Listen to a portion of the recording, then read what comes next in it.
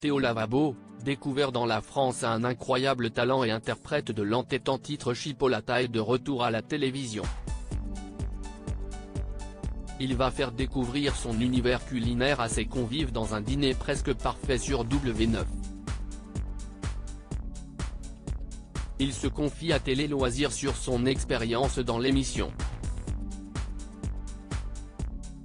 Une spéciale Annecy est au menu de cette nouvelle semaine d'inédit d'un dîner presque parfait sur W9. Dès 17h50, les téléspectateurs pourront retrouver 5 concurrents motivés à l'idée de remporter le titre d'hôte de la semaine. Parmi ces 5 cuisiniers en herbe, Théo Lavabo clôturera cette semaine de compétition. Le fantasque et déjanté jeune homme va présenter une carte consacrée à la saucisse. Pour Télé Loisirs, le fanfaron est revenu sur son expérience dans le programme culinaire et sur sa personnalité à part. J'ai retrouvé l'enfant qui était en moi. Télé Loisirs, pour quelle raison avez-vous voulu participer? Théo Lavabo, je me suis dit que ça allait être fun et une bonne expérience à la télévision. Ce programme me sort de ma zone de confort, si est-il un univers que je ne connais pas. Je voulais me surpasser dans un domaine qui n'est pas le mien. Quel est votre niveau en cuisine? Je ne me fais que des choses très simples à manger, salade steak ou salade poisson.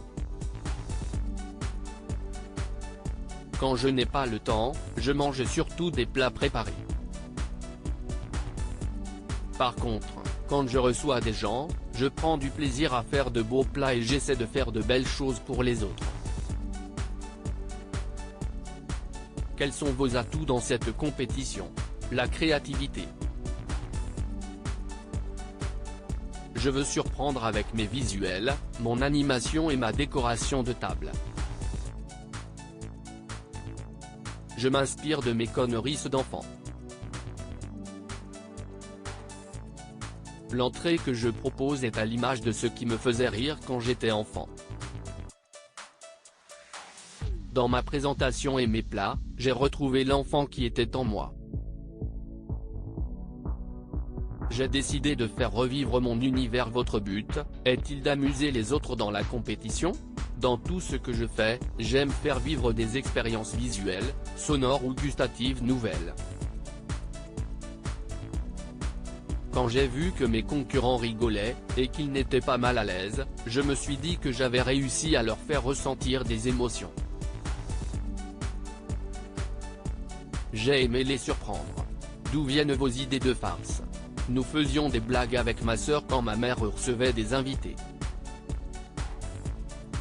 Nous posions toujours des coussins péteurs, des fausses crottes ou encore des faux lézards dans la salade. J'ai eu une enfance bercée par la rigolade. En vacances, nous faisions des caméras cachées, nous accrochions des billets à un fil, nous filmions les gens qui tombaient. Je ne veux pas faire de polémique. Avez-vous peur de ne plus être invité à la télévision à cause de votre personnage décomplexé?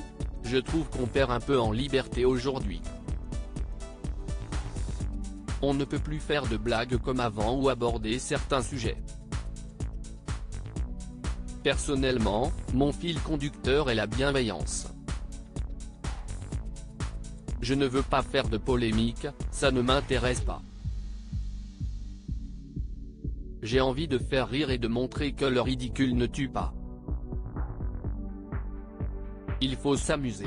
On vous a connu dans la France à un incroyable talent. Quel souvenir en gardez-vous? C'était assez incroyable. C'était mon premier plateau télévisé. J'ai découvert le monde de la télévision et tout ce que ça englobe. Pour l'anecdote, j'étais persuadé que je chantais bien et que c'était le micro de mon téléphone qui ne marchait pas. En réalité, c'est juste que je chantais comme une casserole. Il rit.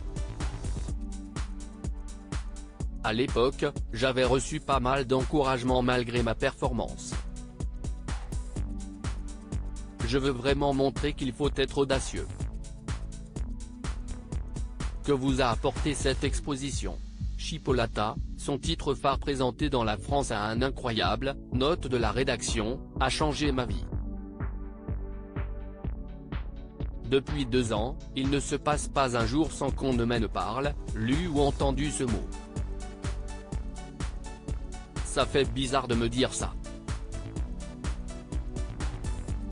La saucisse représente le barbecue, les soirées festives, la convivialité.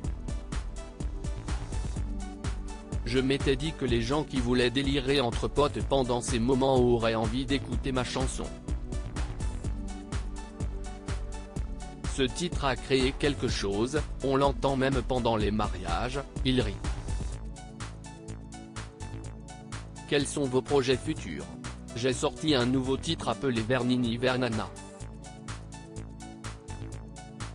Il marque mon grand retour musical après une pause d'1 an. Je suis très content de voir que mon public me suit dans mon délire.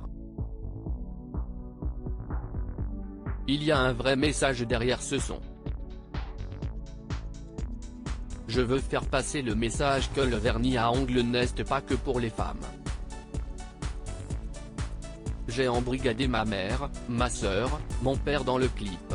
À côté de ça, je vais participer à d'autres émissions télé et préparer d'autres clips. À lire aussi j'aurais mérité une bonne claque, Théo Lavabo fait son mea culpa après son comportement inapproprié envers une fan.